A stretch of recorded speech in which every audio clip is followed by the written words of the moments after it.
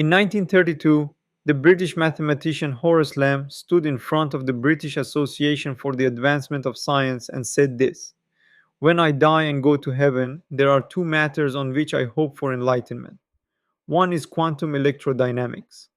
The other is the turbulent motion of fluids. And about the former, I am rather more optimistic. Quantum electrodynamics has since been solved to 12 decimal places. Turbulence has not. Here's what you need to know about why turbulence is still, almost a century later, the greatest unsolved problem in classical physics, and why every CFD engineer alive is in effect working around it every day. Two regimes of fluid motion. Laminar, streamlines orderly, parcels move along smooth paths, the flow is predictable. Turbulent, streamlines tangle, velocity becomes chaotic in space and time, but somehow statistically definable. The dimensionless number that controls the transition is the Reynolds number, the ratio of inertial forces to viscous forces. Below about 2000 for a pipe, flow stays laminar. Above, it usually goes turbulent. The strange part is not that fluids become chaotic at high Reynolds number. The strange part is that we have no first principles theory for what they actually do in that chaotic regime.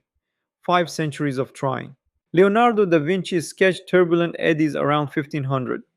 He even coined the Italian word turbolenza and wrote that the water has eddying motions, one part of which is due to the principal current, the other to random and reverse motion.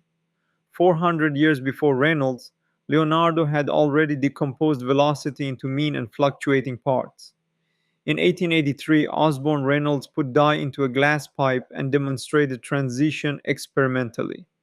In 1922, Louis Fry Richardson wrote his famous verse: "Big whorls have little whorls, which feed on their velocity, and little whorls have lesser whorls," and so on to viscosity. In 1941, Kolmogorov gave us the closest thing we have to a quantitative theory. And here we are in 2026, still chipping at the same problem. Richardson's poem is more than poetry, it is the picture. Energy is injected into a fluid at the large scale L, the integral scale. A propeller, a fan, the wind shear of a weather system. That energy doesn't stay at that scale, it cascades down. Big eddies break into smaller eddies into smaller still, until viscosity wins at the smallest scales and the energy turns into heat. The size of those smallest eddies is set by Kolmogorov's scale ETA, the length at which the local Reynolds number is exactly 1. Below this scale, viscosity dominates. Above it, inertia. In between, energy flows top down through a self-similar hierarchy of vortices. Kolmogorov in 1941 turned the cascade into mathematics.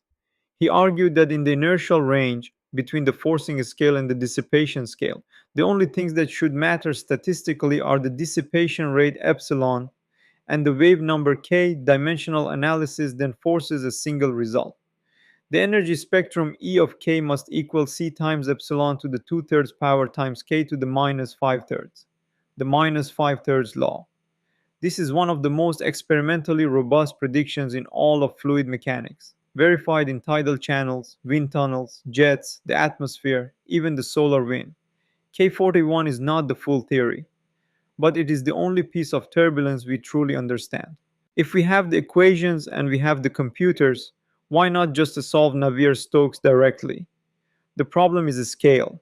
The ratio of the integral scale L to the Kolmogorov scale ATA grows as Reynolds number to the 3/4.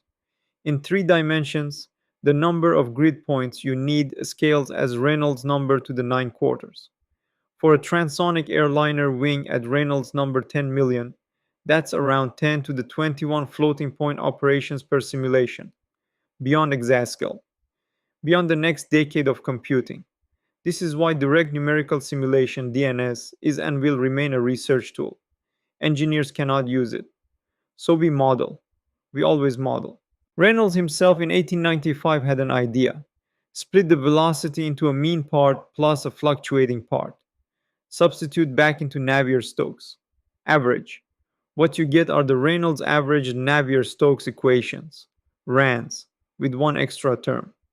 The Reynolds stress tensor, the mean product of fluctuating velocities. There are 6 independent components of this tensor, but the RAND's equations give you only 4. 4 equations, 10 unknowns. This is the closure problem, and it cannot be removed by more averaging. Every extra moment equation introduces yet higher unknowns. This information deficit is the reason there is no single model of turbulence. There is a zoo. Because of closure, the CFD world is fragmented into a zoo. Mixing length, Prandtl 1925. One equation, Spallard Almaraz 1992. Two equation, K epsilon Launder and Spalding 1974. K omega Wilcox 1988. SST Mentor 1994. Reynolds stress models, Launder, Rees, and Rodi 1975. Large eddy simulation, Smagorinsky 1963 and dynamic LS Germano 1991. Hybrid Ransless, Des Spalar 1997, DDS 2006, IDDES 2008. Each is a calibrated guess. Each works well for some applications and badly for others. None is the answer.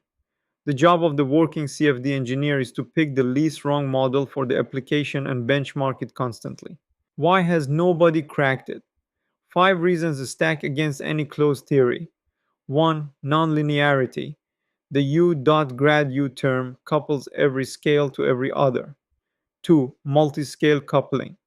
At high Reynolds number, 10 or more decades of spatial scales are all simultaneously active and dynamically coupled. 3. Deterministic chaos. Arbitrarily small perturbations grow exponentially. 4. Three-dimensionality. 2D turbulence has an inverse cascade and is far more tractable. 3D vortex stretching is the irreducibly hard ingredient. 5. No small parameter.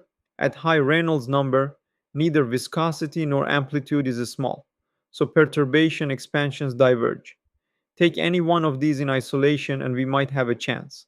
Combine all 5 and you have turbulence. Why does this matter outside academia? Because every industry that touches a fluid uses turbulence models to make decisions. Aircraft drag predictions vary by 5 to 15% across turbulence models. That's 7 to 15 drag counts, and one drag count is roughly 91 kilograms of equivalent dry weight on a long haul aircraft. Across a fleet lifetime, that's billions of dollars in fuel. Wind farm wake losses are typically 5 to 10% uncertain. Weather and climate models depend on subgrid turbulence parameterizations as their dominant source of error. Pipeline flow, blood flow, building ventilation, ship resistance, all calibrated against turbulence models that nobody has rigorously derived from first principles. The world runs on approximations to a problem we have not solved. So, the practical question, if turbulence is unsolved, how do CFD engineers do their job? Honestly, we pick the least wrong model for the application. RANs for cheap workstation scale runs and attached flows. LES when we have the budget and we care about unsteadiness. DES, DDES, IDDES, hybrids, for high Reynolds external aerodynamics with massive separation. DNS only in research, only at low Reynolds, only to calibrate the other models. And increasingly, machine learning, neural network closures, ML wall models, though stability and generalization are still open. Our job is not to solve turbulence. It is to make defensible predictions using approximate models with quantified uncertainty. That is the daily reality of computational fluid dynamics in 2026. Back to Lamb in 1932. Quantum electrodynamics, the thing he was rather more optimistic about, was solved. 12 decimal places of agreement between theory and experiment. The turbulent motion of fluids, the other thing on his list, is still open. Almost a century later, every CFD simulation you have ever run, every aircraft you have ever flown on, every weather forecast you have ever checked, was made possible by engineers solving turbulence empirically without a closed theory. Maybe one day someone will give us that theory. Maybe machine learning will hand it to us in pieces. Maybe the answer requires concepts we haven't invented yet. Until then, we model, we benchmark, we quantify uncertainty, and we keep working around the most beautiful, the most stubborn, unsolved problem in classical physics. Thanks for watching CFD Toolbox. If you want more CFD content, hit subscribe and check out my other videos on the channel.